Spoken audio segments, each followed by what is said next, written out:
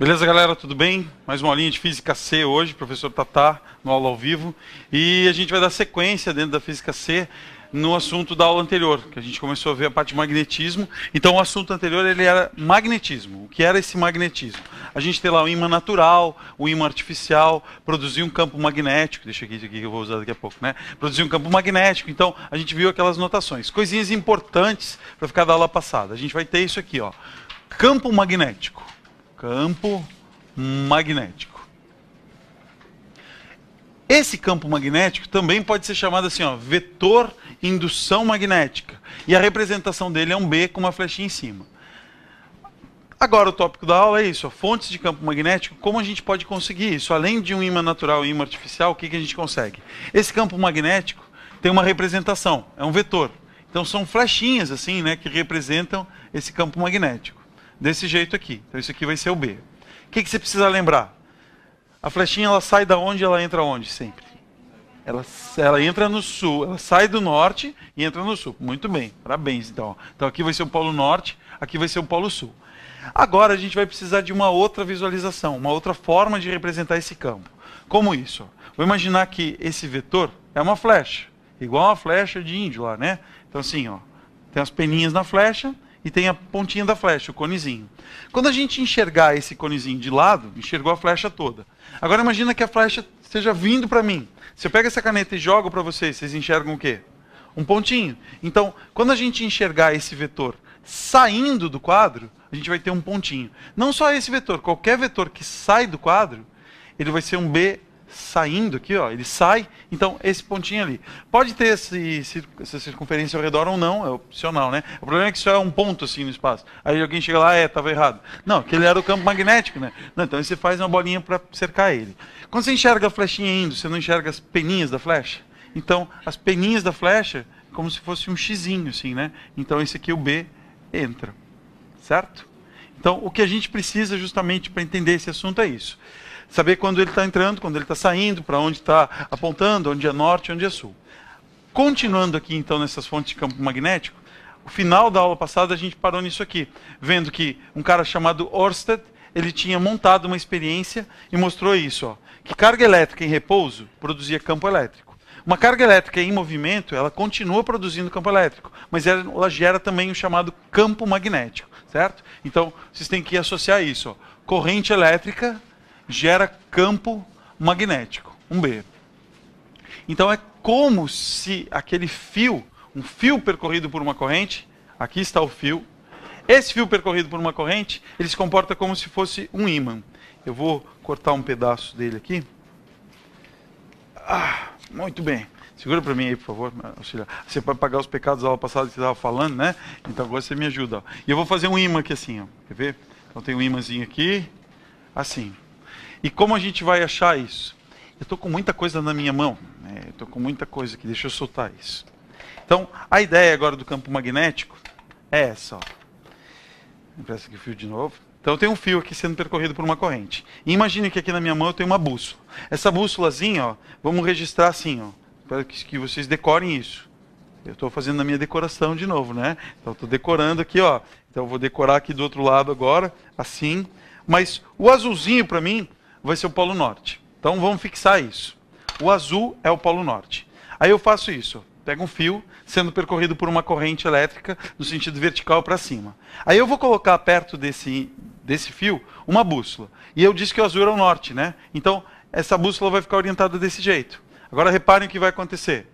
Eu tiro o fio, a bússola muda a posição. Agora eu coloco o fio, a bússola volta para essa posição aqui. Tiro o fio, a bússola muda. Coloco o fio, a bússola muda a posição. Então, o que está acontecendo? Se à medida que eu vou afastando o fio, a bússola volta para a posição original dela. Quando eu posiciono esse fio aqui, ela está mudando a posição, é porque esse fio está provocando alguma coisa sobre a bússola. Então, eu podia imaginar que isso era uma flechinha, assim, para não esquecer o que está acontecendo. Ó. Esse aqui é o polo norte.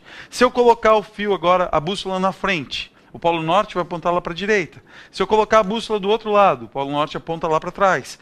E se eu ficar colocando várias bússolas ao redor desse fio, a gente vai encontrar uma linha assim. Então agora, qual é a nossa missão? É entender como esse campo está sendo produzido e achar uma convenção, umas regras para determinar. A corrente está passando em tal sentido. Como vai ser o campo gerado ali? Então, primeiro caso importante, um fio retilíneo e longo.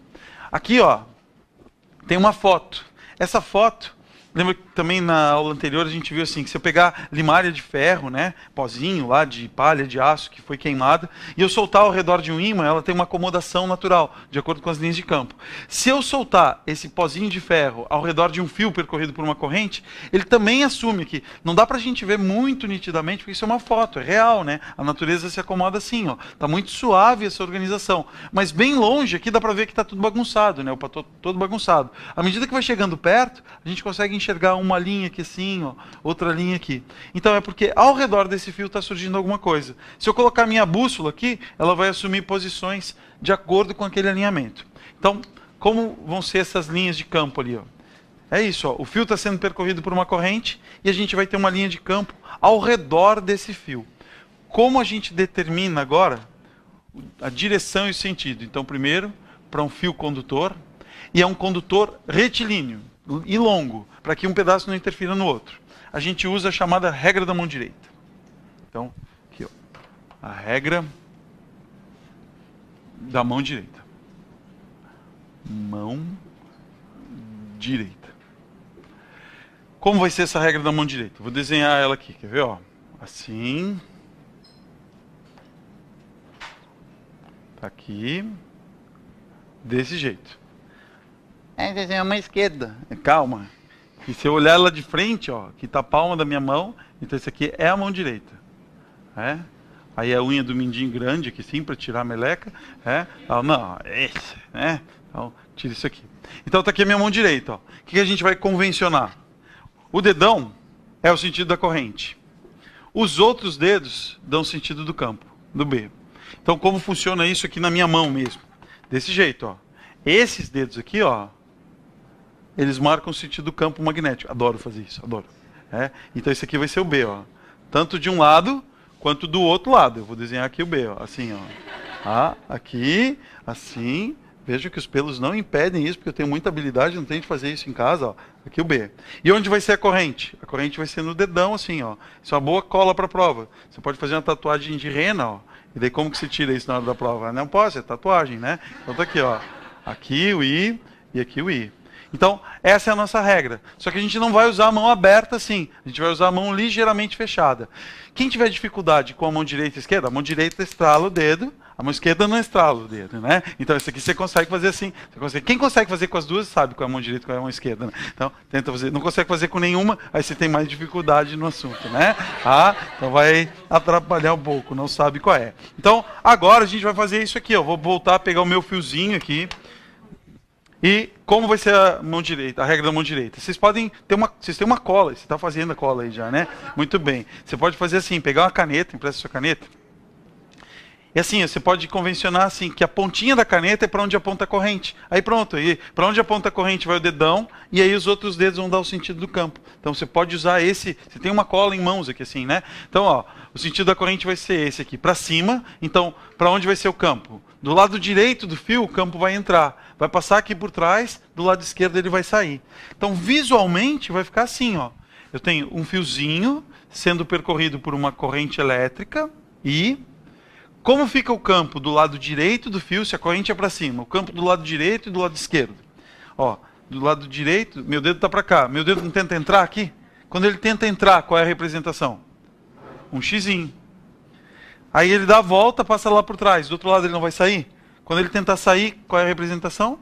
Um pontinho, certo? Reparem que para estudar esse assunto, você tem que saber usar a mão e saber quando entra e quando sai. É isso, basicamente é assim, né? Então esse aqui vai ser o B entrando e aqui vai ser o B saindo. Percebem ainda que não tem uma infinidade de soluções? Só tem de um jeito, né? Porque ou a corrente está para um lado ou ela está para o outro, né? Ou está para cima ou está para baixo. Posso mudar a posição do fio, colocar ele assim agora, ó, quer ver? Desse jeito aqui, a corrente assim.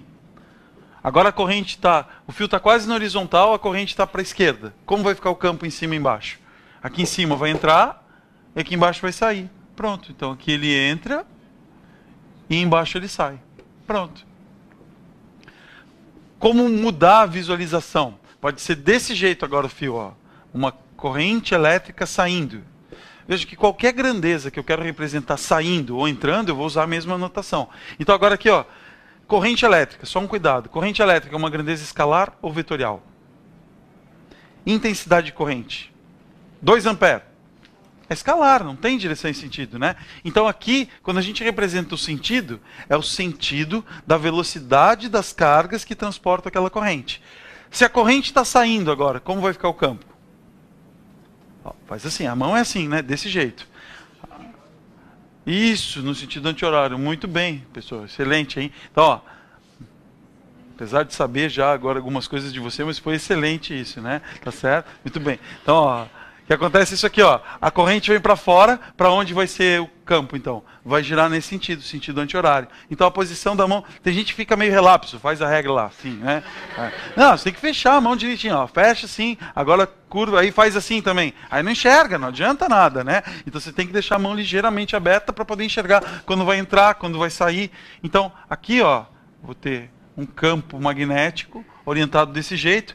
E por que que o sentido é o sentido anti-horário? Seria assim, se eu posicionar uma bússola, ela ficaria aqui nessa posição, assim, assim, né? Então ela vai orientando desse jeito. É como se a ponta da flechinha fosse para onde aponta o campo, certo? Então o sentido do campo vai ser anti-horário. Esse é o B, certo? Se eu quiser representar o vetor campo magnético, esse vetor campo magnético ele é um vetor sempre tangente à linha ali. Então, para representar o B, vai ser assim, a linha de indução ela vai ser assim, e o vetorzinho ele é tangente à minha linha de indução. Tá? Beleza? Esse assunto aqui é o mais importante. O fio condutor é o mais importante. Por quê? Porque a partir do fio é que a gente consegue achar os outros elementos. E vamos achar agora uma equação para isso. Quer ver? Tem algumas imagens a mais aqui, ó, para visualizar a regrinha da mão direita, ó. Vê, ó. Tem um fiozinho aqui, sim, sendo percorrido por uma corrente. Então a gente usa a regra desse jeito. Você envolve o fio, como estava fazendo antes. Eu envolvo o fio aqui, descubro o sentido da corrente e o campo está ao redor. Aqui é a mesma coisa, né? E do que vai depender esse campo? Uma equação para calcular.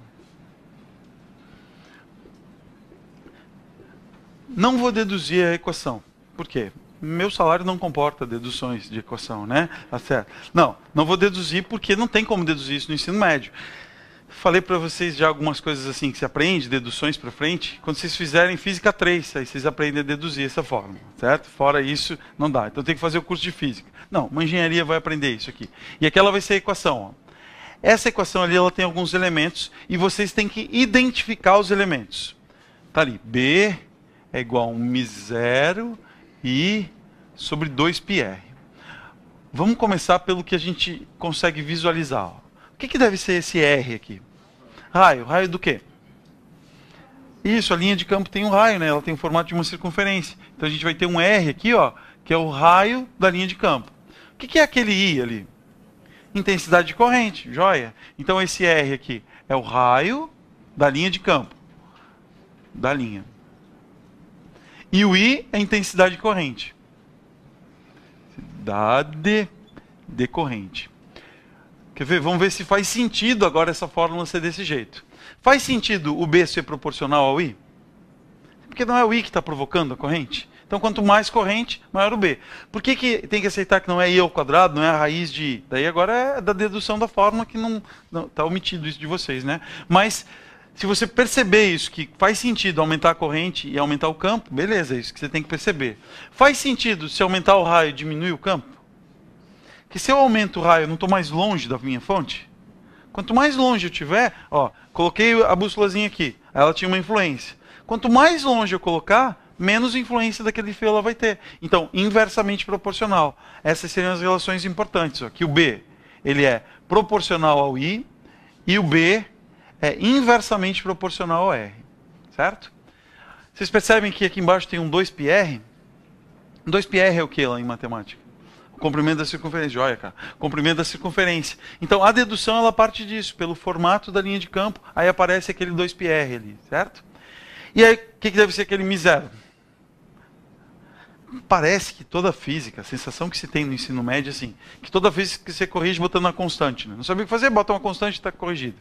Na verdade, perceber isso é a parte fácil. Achar de que jeito o meio interfere o evento é que toda dificuldade. Então, esse μ0 é chamado de permissividade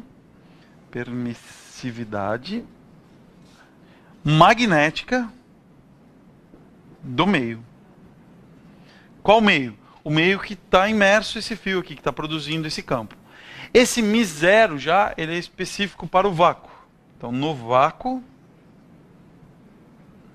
esse valor é esse aqui, ó. μ0 igual a 4π 10 na menos 7.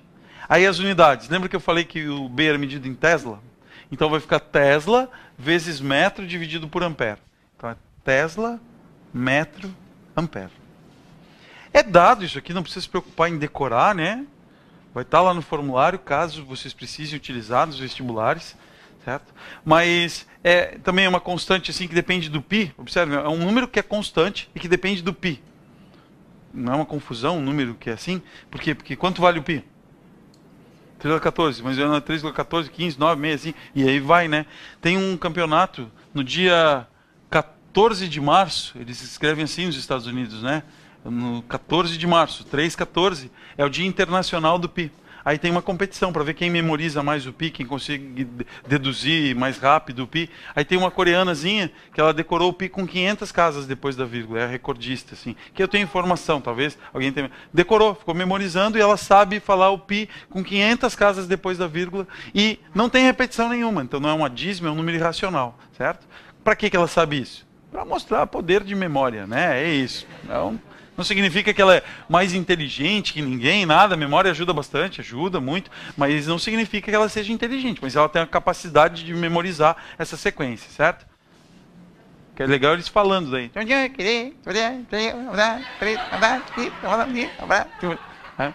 Parece que está falando sempre a mesma coisa, né? É sempre a mesma. Então daí tem um cara que vai conferindo, né? O pi vai vendo se ela está certo, certo, certo, certo.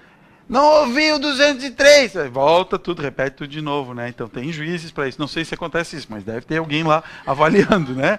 Tá?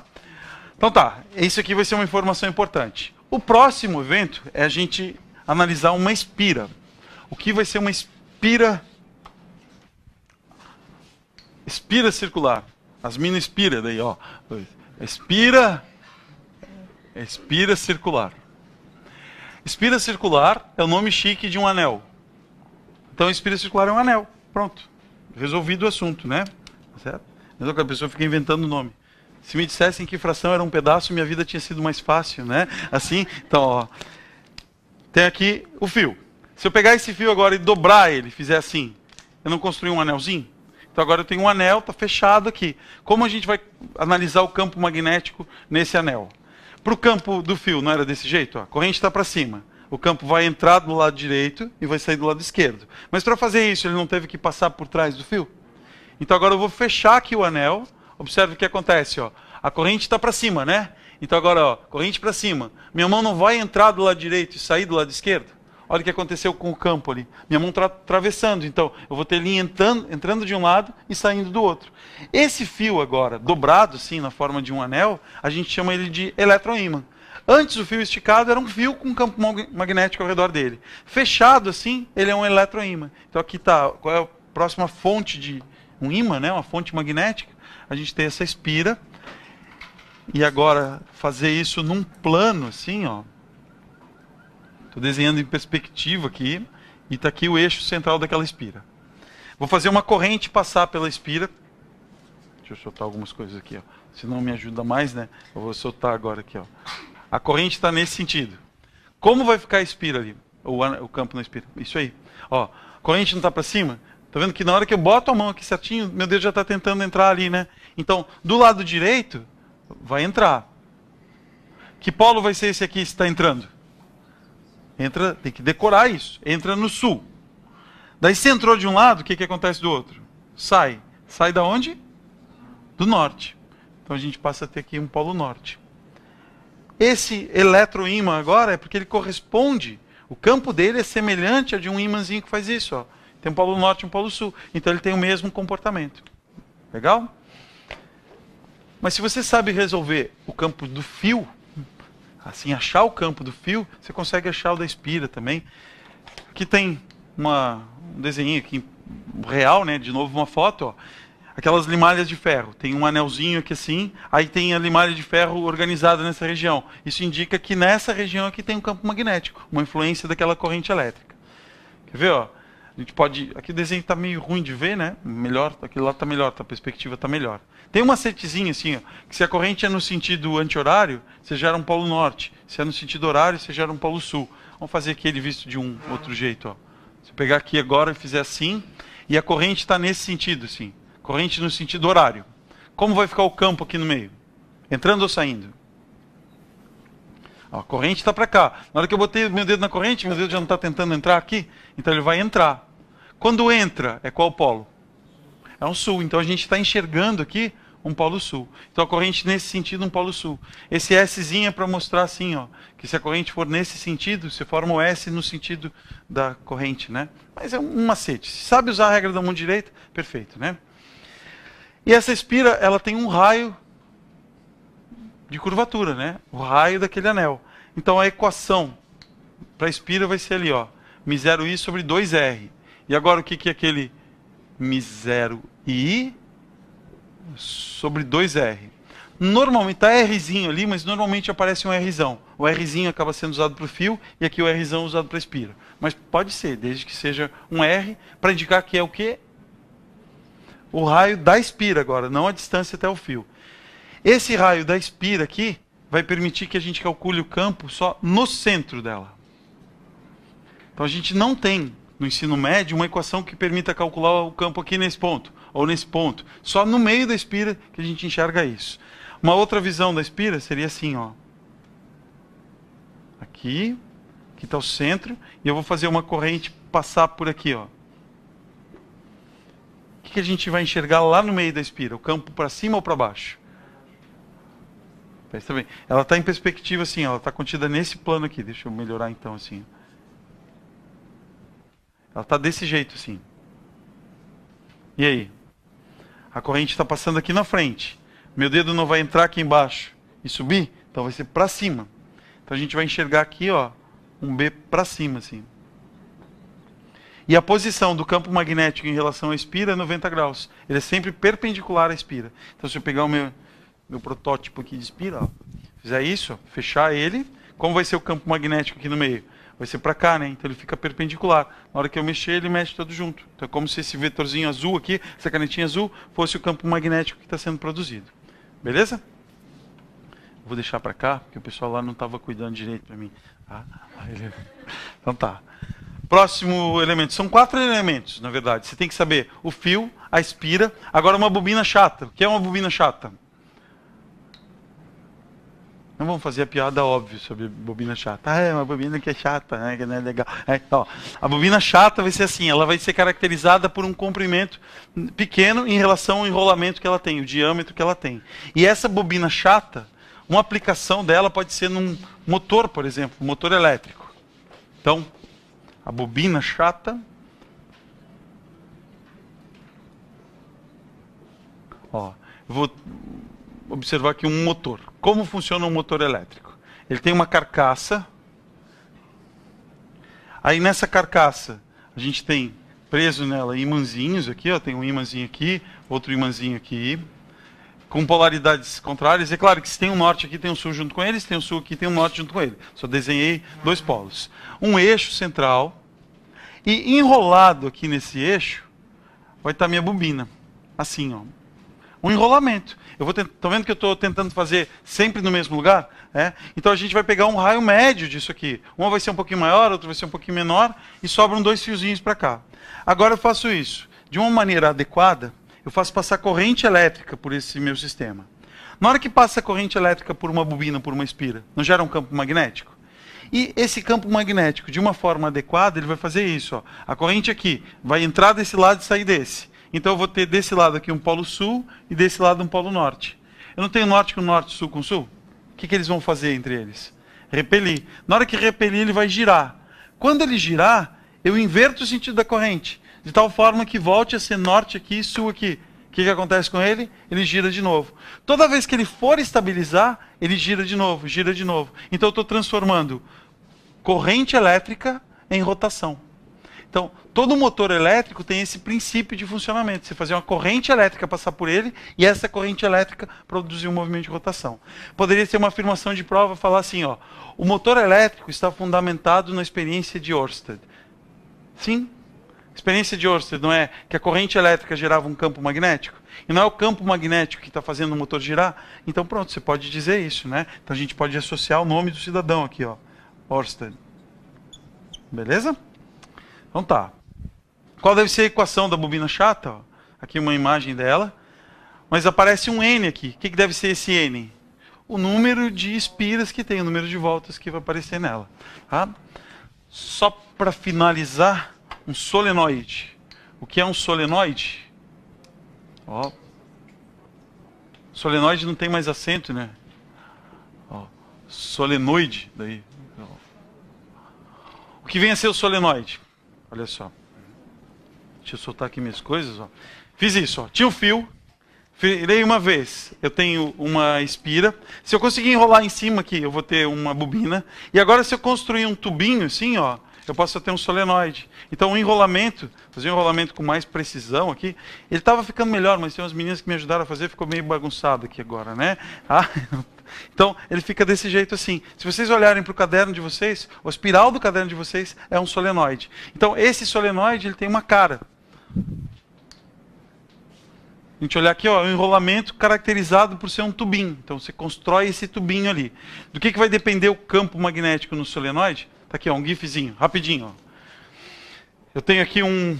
Deixa eu esperar aqui. Agora, quer ver? Tem uma fonte de tensão aqui, tem um rolamento de cobre e um clipe feito de aço. Daí eu fecho o circuito aqui, aproximo isso, grudou. Então eu tenho um eletroímã sendo construído. O que ele está fazendo? Eu fechei o circuito. Quando fecha o circuito, ele vira um eletroímã, gruda no clips. Quando abre o circuito, ele cai. É assim que aparece naqueles filmes americanos, ferro velho, né? Aí tem um carro, ele vai lá, gruda o negócio do carro, levanta e solta o carro em outro lugar. O que ele fez? Um eletroímã. Foi isso que foi construído. É possível, por exemplo, fazer aquele elevador de carro lá com ímã natural? Até daria, mas só que o problema é que o carro vai grudar no ímã. Como que desgruda ele? Balança daí? Como que faz? Como que tira ele dali? Aqui eu desligo, ele cai. Eu ligo, ele gruda de novo, certo? Só para ver a equação, então, aqui, finalizando, ó, uma imagem real do campo. E a gente tem aqui, ó, a equação que é importante. Ó, M0 I N sobre L. O que deve ser o N? Número de voltas. O que é o L? O tamanho do tubinho. Treinar esse assunto é o tamanho do solenoide. Treinar esse assunto, praticar isso, é pegar as equações e identificar o que é cada termo em cada uma delas. Beleza? Pessoas, é isso aí. Até a próxima aula. Tá? Valeu.